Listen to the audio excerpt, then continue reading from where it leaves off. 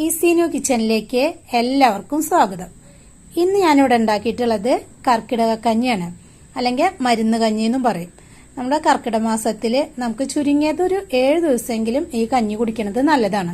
നമ്മുടെ വീട്ടിലും പറമ്പിലുള്ള സാധനങ്ങൾ വെച്ചിട്ടാണ് ഞാൻ ഈ കഞ്ഞി ഉണ്ടാക്കിയിട്ടുള്ളത്. അപ്പോൾ നിങ്ങൾക്ക് എല്ലാവർക്കും കഞ്ഞി ഉണ്ടാക്കാൻ അറിയാം, എന്നാലും അറിയാത്തവർക്ക് വേണ്ടിയിട്ടാണ് ഞാൻ ഈ വീഡിയോ ചെയ്യണത്. ആദ്യം തന്നെ നമുക്ക് വേണ്ടത് ഇടിഞ്ഞലിന്റെ തോലാണ്.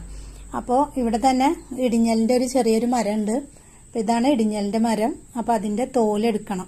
ഇത് അധികം വലിയ തടിയൊന്നല്ല, ഇത് നന്നായിട്ട് തടിയാവണ മരമാണ്, പക്ഷെ ഇതൊരു ചെറിയതാണ്. അപ്പോൾ അതിന്റെ തോലെടുക്കണം. ഇലയൊക്കെ കണ്ടാൽ നല്ല ചെറുതായിട്ടുള്ള ഇലകളാണ്. ഇതിന്റെ തോല് പച്ചയില തന്നെ നമുക്ക് എടുക്കാനും വേഗം കിട്ടും, പെട്ടെന്ന് തന്നെ അരഞ്ഞു കിട്ടും ചെയ്യും. ഉണങ്ങിയതാണെങ്കിൽ മരുന്ന് കടയിൽ നിന്നൊക്കെ വാങ്ങിക്കാൻ കിട്ടും. അപ്പൊ അത് നന്നായി പൊടിച്ചിട്ട് അരച്ചെടുത്താൽ മതി. ഇത് എല്ല് തേയ്മാനത്തിനും നടുവേദനയ്ക്കും ഒക്കെ ഏറ്റവും നല്ലതാണ് ഇതിന്റെ തോല് വെച്ചിട്ട് കഞ്ഞിണ്ടാക്കി കഴിക്കണതൊക്കെ. അടുത്തതായിട്ട് ഞാൻ കാണിക്കണത് പുത്തിരിച്ചുണ്ടയാണ്. അതിനെ ചെറുചുണ്ടാന്നും പറയും. മിക്കവർക്കും അറിയാം, ചിലപ്പോൾ അറിയാത്തവരുണ്ടാവും. അവർക്ക് വേണ്ടിയിട്ടാണ് ഞാൻ പറഞ്ഞു കൊടുക്കുന്നത്. ഇതിന് നിറച്ചും മുള്ളുകളാണ്. ഇതായാലൊക്കെ പിന്നെ ഇതിന്റെ കായ നല്ല ഛർദിയൊക്കെ നിൽക്കാത്ത ഛർദിക്കൊക്കെ പാലിൽ അരച്ചിട്ടൊക്കെ ഈ കായൊക്കെ കഴിക്കും.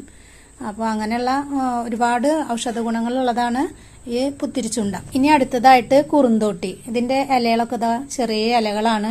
ഇത് വാദസംബന്ധമായ അസുഖങ്ങൾക്കൊക്കെ ഈ സമയത്ത് പ്രത്യേകിച്ചും കഞ്ഞി വെച്ച് കുടിക്കുന്നത് നല്ലതാണ്. അതുപോലെ തന്നെ ഇത് വേരോടെ മുഴുവനായിട്ടും ഇലയും തണ്ടും വേരൊക്കെ കൂടിയിട്ട് നന്നായിട്ട് കഷായമൊക്കെ വെച്ചിട്ട് കഴിക്കും.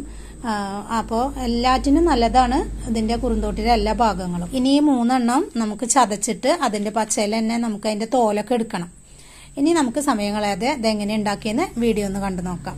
ഇതിനായിട്ട് ഞാൻ ഉണക്കല്ലരിയാണ് എടുത്തിട്ടുള്ളത്. അത് നല്ലപോലെ കഴുകി വൃത്തിയാക്കി 3 മണിക്കൂർ കുതിർത്ത് വെച്ചിട്ടുള്ളതാണ്.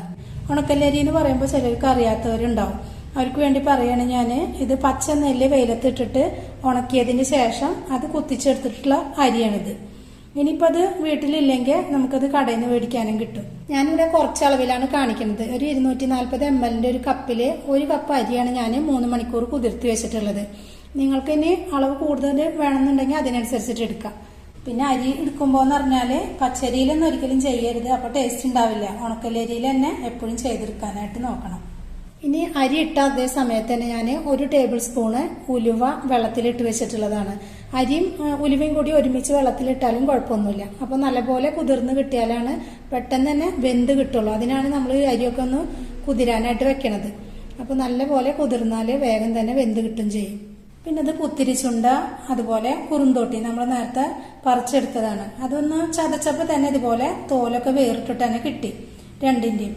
ഇനി അത് നല്ലപോലെ പച്ചയിലായ കാരണം പെട്ടെന്ന് അരിഞ്ഞു കിട്ടും. അപ്പോൾ ഇങ്ങനെ ചെറിയ കഷ്ണങ്ങളാക്കിയിട്ട് നമുക്ക് ആവശ്യത്തിനായിട്ട് ഇതിന്ന് എടുത്താൽ മതി. അതുപോലെ ഇടിഞ്ഞലിന്റെ തോല് അതും ആവശ്യത്തിനായിട്ട് തന്നെ എടുത്താൽ മതി. പിന്നെ ഇതാ 1 ടീസ്പൂണ് നല്ല ജീരകമാണ് എടുത്തിട്ടുള്ളത്. ഒരു 1/4 ടീസ്പൂണ് കടുക് എടുത്തിട്ടുണ്ട്. ഒരു 3/4 ടീസ്പൂണ് മല്ലിപ്പൊടിയാണ് എടുത്തിട്ടുള്ളത്.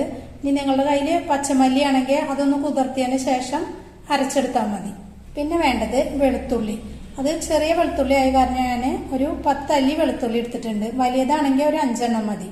പിന്നെ ഇത് വയറ് സംബന്ധമായ അസുഖങ്ങൾക്കൊക്കെ നല്ലതാണ് വെളുത്തുള്ളി. ഇനി ഒരു 1/4 ടീസ്പൂണ് മഞ്ഞൾപ്പൊടി. പിന്നെ ഞാനിവിടെ ഒരു ചെറിയ തേങ്ങ മുഴുവനായിട്ടും തന്നെ എടുത്തിട്ടുണ്ട്. ഇനി ഇത് നല്ലപോലെ അരച്ചിട്ട് അതിൽ ചേർക്കേണ്ടതാണ്. ഇനി നമുക്ക് കഞ്ഞി ഉണ്ടാക്കി എടുക്കാനായിട്ട് പോവാം. അതിനായിട്ട് ഞാനിതാ ഒരു സ്റ്റീലിന്റെ പാത്രമാണ് എടുത്തു വെച്ചിട്ടുള്ളത്. ഏത് പാത്രം എടുക്കുമ്പോഴും കുറച്ച് കട്ടിയുള്ള പാത്രമായിട്ട് എടുക്കാനായിട്ട് ശ്രദ്ധിക്കുക. ഇനി കുക്കറിലാണ് ചെയ്തെടുക്കണമെന്ന് വെച്ചെങ്കിൽ ആദ്യം തന്നെ അരി ഒന്ന് തിളച്ചതിന്റെ ശേഷം കുക്കറിന്റെ മൂടി വെച്ചിട്ട് ഒരു വിസിൽ വന്നാൽ ഓഫാക്കി ഇടുക. അത് നല്ല ചെറിയ തീയിൽ തന്നെ വെച്ചിട്ട് ചെയ്തെടുത്താൽ മതി. അപ്പൊ നമുക്ക് ഈ പാത്രത്തിലേക്ക് അരിയും അതുപോലെ തന്നെ ഉലുവയും കൂടിയിട്ട് ഇട്ട് കൊടുക്കാം. കുതിർത്ത് വെച്ചതായ കാരണം പെട്ടെന്ന് തന്നെ വെന്ത് കിട്ടും. അതിനാണ് കുതിർത്ത് വെക്കണമെന്ന് പറയണത്. ഉലുവയും കൂടിയിട്ട് ആ വെള്ളത്തോടക്കനെ തന്നെ അതിൽ ഒഴിച്ചു കൊടുക്കാം. ഇനി നമുക്കിത് വെന്തെടുക്കാനായിട്ട് ആവശ്യത്തിനുള്ള കുറച്ച് വെള്ളം ഒഴിച്ചു കൊടുക്കാം. അപ്പൊ അതാ ഞാൻ ഒരു 1/4 ഭാഗത്തിലും കൂടുതലായിട്ട് വെള്ളം വെച്ചിട്ടുണ്ട്. നമുക്കറിയാലോ ഇതൊന്ന് വെന്ത് കിട്ടാൻ എത്ര വെള്ളം വേണം എന്നുള്ളത്. ഇനി വേവിനെ അനുസരിച്ചിട്ട് വെള്ളം വേണമെങ്കിൽ കുറച്ച് കഴിഞ്ഞിട്ട് ഒഴിച്ചു കൊടുക്കാം. ഇനി ഇത് സ്റ്റവിൽ വെച്ചിട്ട് ഇതൊന്ന് നന്നായിട്ട് തിളക്കട്ടെ. അപ്പൊ അതാ സ്റ്റവിൽ വെച്ചിട്ടുണ്ട്. ഇനി ഇത് നല്ലപോലെയൊക്കെ ഒന്ന് വെന്ത് വരട്ടെ. ഇനി നമ്മൾ നേരത്തെ എടുത്തു വെച്ച മല്ലിപ്പൊടിയിലേക്ക് ഈ കടുക് ചേർത്ത് കൊടുക്കാം. ഇതെല്ലാം കൂടിയിട്ട് അരച്ചെടുക്കേണ്ടതാണ്. പിന്നെ നല്ല ജീരകം. ഇനി ഇടിഞ്ഞലിന്റെ തോല് ഞാൻ ചെറിയ കഷ്ണങ്ങളാക്കിയിട്ട് ഇതിലേക്ക് ഇട്ട് കൊടുക്കുന്നുണ്ട്. ഒരു 2.5 കഷ്ണമാണ് എടുത്തിട്ടുള്ളത്. അതുപോലെ ഇതാ കുത്തിരിച്ചുണ്ട ഇത്ര മാത്രം മതി, അത് ഇതിലേക്ക് ഇട്ട് കൊടുക്കാം. പിന്നെ കുറുന്തോട്ടി, അതും അല്ലാതെ നല്ല പോലെ തന്നെ കഴുകി വൃത്തിയാക്കിയിട്ട് വേണം ഇതിൽ അരച്ചെടുക്കാനായിട്ട്. കുറുന്തോട്ടിയും കൂടിയിട്ട് ചേർത്ത് കൊടുക്കാം. ഇനി ഇത് അരച്ചെടുക്കാൻ പാകത്തിനുള്ള കുറച്ച് വെള്ളം ചേർക്കുക. എന്നിട്ട് നന്നായിട്ട് തന്നെ അരച്ചെടുത്തിട്ട് കാണിക്കാം. അപ്പോൾ ഇതാ നല്ല പോലെ തന്നെ ഞാൻ അരച്ചെടുത്ത് വന്നിട്ടുണ്ട്. തരികളൊന്നും ഇല്ലാതെ വേണം നന്നായിട്ട് തന്നെ അരച്ചെടുക്കാനായിട്ടാ.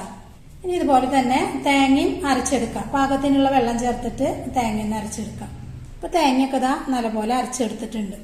ഇതാ നമ്മുടെ കഞ്ഞിയൊക്കെ നന്നായിട്ട് തിളച്ച് ഒരു പകുതി വേവായി തുടങ്ങിയിട്ടുണ്ട്. ഇനി ഈ സമയത്ത് എടുത്തു വെച്ചിട്ടുള്ള മഞ്ഞൾപ്പൊടി ചേർത്ത് കൊടുക്കാം. ഇനി ഒന്ന് നന്നായിട്ട് തന്നെ ഇളക്കി കൊടുക്കാം. ഈ സമയത്ത് നമ്മൾ എടുത്തു വെച്ച വെളുത്തുള്ളി ചേർത്ത് കൊടുക്കാം. ഇനി നമ്മൾ അരച്ചു വെച്ച മരുന്ന് കുറച്ച് വെള്ളം അതിൽ ചേർത്തതിന് ശേഷം ഒന്ന് ഇളക്കിയിട്ട് ആ മരുന്നും കൂടിയിട്ട് ഈ കഞ്ഞിയിലേക്ക് ചേർത്ത് കൊടുക്കാം. ഒന്ന് കട്ട കെട്ടാതെ തന്നെ അതിലേക്ക്, അതിനാണ് വെള്ളം ചേർക്കുന്നത്. ഇനി ഇത് നല്ല പോലെ തന്നെ ഇളക്കി കൊടുക്കണം. ഇനി ഇത് കുറച്ച് സമയം ഈ മരുന്നൊക്കെ ഇതിലേക്ക് ഇടുന്നിട്ട് ഒന്ന് വേവണം. വെള്ളം കുറവുണ്ടെങ്കിൽ നമുക്ക് ചേർത്ത് കൊടുക്കാം. ഇപ്പൊ ആദ്യം ചേർത്ത വെള്ളം മാത്രമാണ് ഇതിലുള്ളത്. അപ്പൊ നല്ല പോലെ തന്നെ നല്ല പാകത്തിനായിട്ട് വന്നിട്ടുണ്ട്. ഇനി ഇത് കുറച്ച് സമയം കഴിഞ്ഞാൽ നമുക്ക് ഉപ്പ് ചേർത്ത് കൊടുക്കാം. അതുപോലെ തേങ്ങയും ചേർത്ത് കൊടുക്കാം. അതാ കഞ്ഞിയൊക്കെ ഒന്ന് വെള്ളമൊക്കെ ഒന്ന് വറ്റി വന്നിട്ടുണ്ട്. നമ്മൾ ഇട്ട് കൊടുത്ത വെളുത്തുള്ളിയിലൊക്കെ നന്നായിട്ട് തന്നെ വെന്ത് കിട്ടിയിട്ടുണ്ട്. ഈ വെളുത്തുള്ളി അരിയും ഉലുവി ഇടുമ്പോൾ ഒപ്പം വേണമെങ്കിൽ ആ സമയത്ത് തന്നെ ചേർത്ത് കൊടുക്കാം. അതല്ലെങ്കിൽ ഒരു പകുതി വേവായതിന് ശേഷം ചേർത്ത് കൊടുത്താൽ മതി. ഇനി നമുക്ക് ആവശ്യത്തിനുള്ള കുറച്ച് ഉപ്പ് ചേർത്ത് കൊടുക്കാം. ഉപ്പ് കൂടി പോവരുത്. എന്നിട്ടൊന്ന് നന്നായിട്ട് തന്നെ ഇളക്കി കൊടുക്കാം. ഇനി നമ്മൾ അരച്ച തേങ്ങ അതിലേക്ക് ഒഴിച്ചു കൊടുക്കാം. തേങ്ങ ചേർത്തിട്ട് നമുക്ക് ഒരുപാട് സമയമൊന്നും വേവിക്കേണ്ട ആവശ്യമില്ല. കുറച്ച് സമയം മാത്രം, ഒന്ന് തള വരുന്നതിനനുസരിച്ചിട്ട് പിന്നെ നമുക്ക് സ്റ്റവ് ഓഫ് ആക്കി കൊടുക്കാം.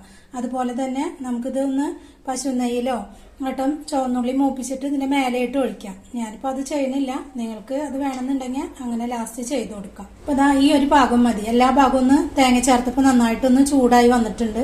ഇങ്ങനെ മതി. ഈ സമയത്ത് ഉപ്പൊക്കെ ഒന്ന് കുറവുണ്ടെങ്കിൽ പാകത്തിനുണ്ടോ എന്നൊക്കെ ഒന്ന് നോക്കണം. ഈ ഒരു പാകത്തിന് തന്നെ വെള്ളം നമുക്ക് വേണം. ഒരു കഞ്ഞിയുടെ ഒരു പാകം ഉണ്ടല്ലോ, കുറച്ച് കഴിഞ്ഞാൽ ഇതൊന്ന് കട്ടയിട്ട് വരും. ഇനി നമുക്ക് സ്റ്റവ് ഓഫ് ആക്കിയിട്ട് ഒരു പാത്രത്തിലേക്ക് മാറ്റി കൊടുക്കാം. ഇപ്പൊ ഇതാ നമ്മളുടെ കർക്കിടക കഞ്ഞിയൊക്കെ റെഡി ആയിട്ടുണ്ട്. ഇത് ചെറു ചൂടോടെ തന്നെ കഴിക്കാനായിട്ട് നോക്കണം. ഇതിൽ ചുവന്നുള്ളി നെയ്യിൽ മൂപ്പിച്ചിട്ട് ചേർത്ത് കഴിക്കുകയാണെങ്കിൽ ഒന്നുകൂടി നല്ലതാണ്. അതുപോലെ രാവിലെയോ രാത്രിയോ ആണ് ഇത് കുടിക്കേണ്ടത്. നിങ്ങളിതുപോലെ ചെയ്തിട്ടില്ലെങ്കിൽ എന്തായാലും ഒന്ന് ഉണ്ടാക്കി നോക്കുക. വീഡിയോ ഇഷ്ടമായ ലൈക്ക് ചെയ്യുക, ഷെയർ ചെയ്യുക. സബ്സ്ക്രൈബ് ചെയ്യാത്തവരാണെങ്കിൽ ഒന്ന് സബ്സ്ക്രൈബ് ചെയ്യുക. താങ്ക്